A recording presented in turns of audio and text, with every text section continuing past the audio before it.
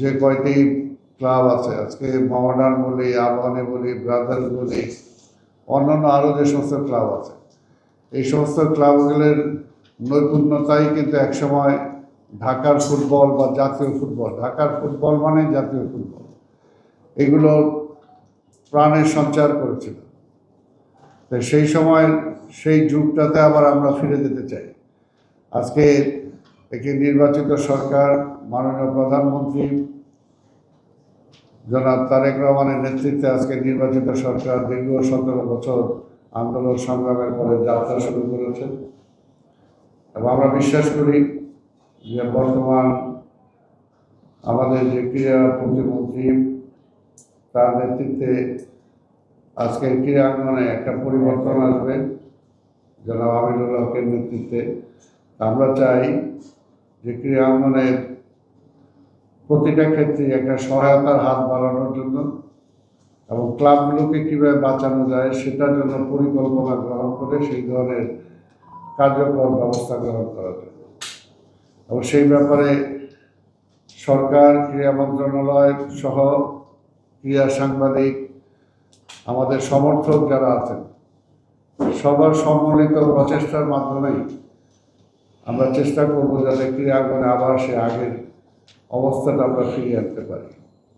এবং সেই অবস্থাটা ফিরিয়ে আনার জন্য আমরা মনে করি যে ক্লাবগুলোকে যদি সত্যিকার অর্থে আমরা দাঁড় করাতে সক্ষম হই, ক্লাবের যে সমস্ত সমস্যাগুলো আছে সেই সমস্যাগুলো যদি আজকে ফুটবল ফেডারেশন, আজকে ক্রিকেট বোর্ড সহ সবাই যদি সেদিকে দৃষ্টিপাত করেন, তাহলেই কিন্তু সত্যিকার অর্থে সম্ভব যে ক্লাবগুলো আবার ক্লাবের সমস্যাগুলো যদি তারা জানার চেষ্টা করেন।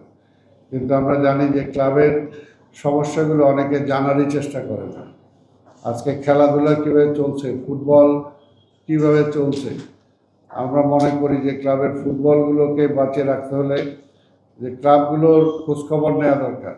আজকে ফুটবল ফেডারেশন যদি আজকে তার সেই দায়িত্বটা পালন না করে যে আজকে ক্লাবগুলো কীভাবে চললো, ক্লাবগুলো চলছে কি না, ক্লাবগুলোকে আর্থিক কীভাবে সহযোগিতা করা যায়, নতুন নতুন খেলোয়াড় কীভাবে সৃষ্টি করা যায়, সেটার জন্য ক্লাবের কী দায়িত্ব আর ক্লাবগুলোকে কতটুকু আমরা সাহায্য করতে পারি, সেটা আমরা বিগিনিং থেকে এখানে যারা আছি, আমরা কেউ সংগঠক, কেউ খেলোয়াড়, আপনারা দেখেছেন যে কীভাবে একসময় আপনারা সবাই এই ক্রীড়াঙ্গনের সেই পুরাতন অবস্থা থেকে জড়িত।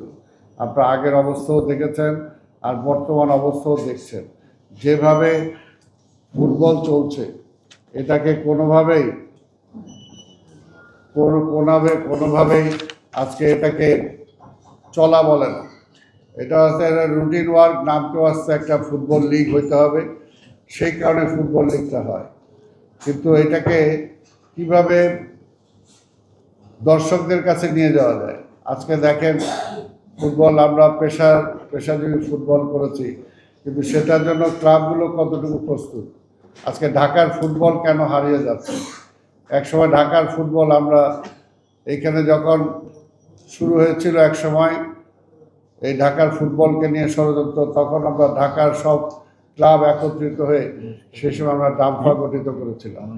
এবং সেই সময় দেখেছেন আপনারা যে আমরা কয়েক বছর লিগও পরিচালনা করেছিলাম।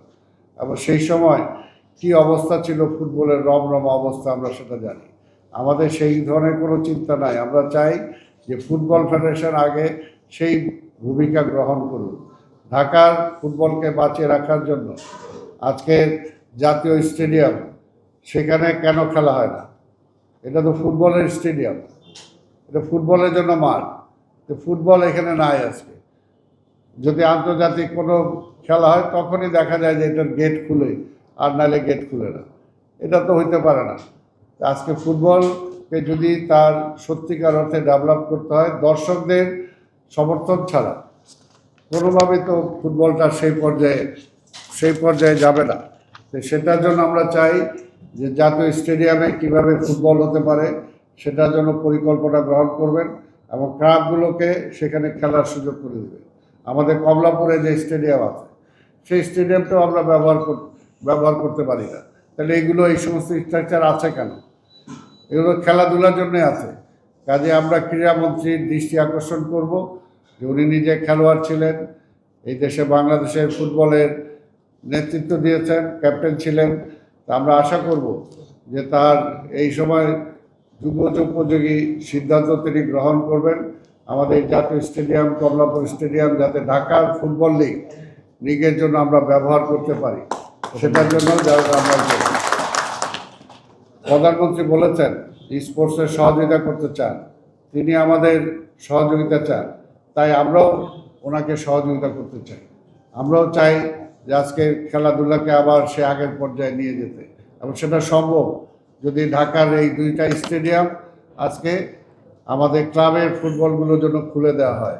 আজকে এখানে কেন মোহামেডান খেলতে পারবে না, কেন আবাহনী বা ব্রাদার্স বা ফকিরপুর বা আরামবাগ বা রহমতগঞ্জ বা আরও যে সমস্ত টিম আছে সেগুলো খেলতে পারবে না? এটা তো আমার মনে হয় আপনারাও প্রশ্ন করা উচিত যে এই সমস্ত জায়গায় আজকে কি হয়।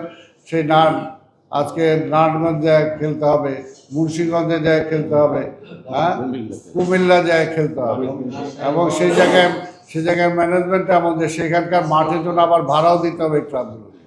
সেখানে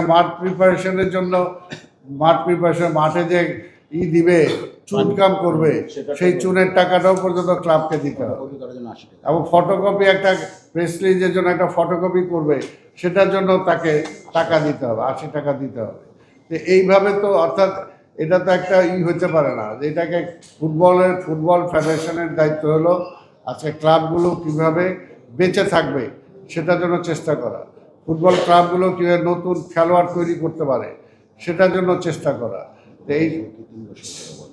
এবং ঘরোয়া হকি দেখেন দীর্ঘদিন ধরে বন্ধ। তো সেই ব্যাপারেও তো আজকে আমরা চাই যে কনসার্ন যে সমস্ত ফেডারেশনগুলো আছে সেই সমস্ত ফেডারেশনগুলো মাঝে মাঝে ক্লাবের প্রতিনিধিদেরকে নিয়ে বসবেন, তাদের সাথে তাদের সুখ দুঃখের কথা শুনবেন। আগে ফেডারেশন থেকে ক্লাবগুলো বিভিন্ন সময় টাকা সাহায্য পাইত, এখন তো বোধহয় হয় না, কোনো 1 টাকাও দেওয়া হয় না। আজকের যে আমরা বলবো যে ডিস্ট্রিক্টের আমরা তো এমনি খেলতে যেতে চাই না, এইখানে যদি ঢাকা স্টেডিয়ামে খেলা হয় তাহলে তো এইখান থেকে আমরা তো টাকাও পেতে পারি, এবং সেটারও তো ব্যবস্থা হতে পারে, সেটাও তো একটা অংশ ফেডারেশনও পেতে পারে, সেটা ক্লাবগুলোও পেতে পারে। অর্থাৎ এই সমস্ত বিষয়গুলো উপরে আমি আশা করব যে ফুটবল ফেডারেশন দৃষ্টি দেবেন, এবং মাননীয় মন্ত্রী এই সমস্ত বিষয়ে দৃষ্টি দিয়ে এইটার যাতে সুরাহা করতে পারেন।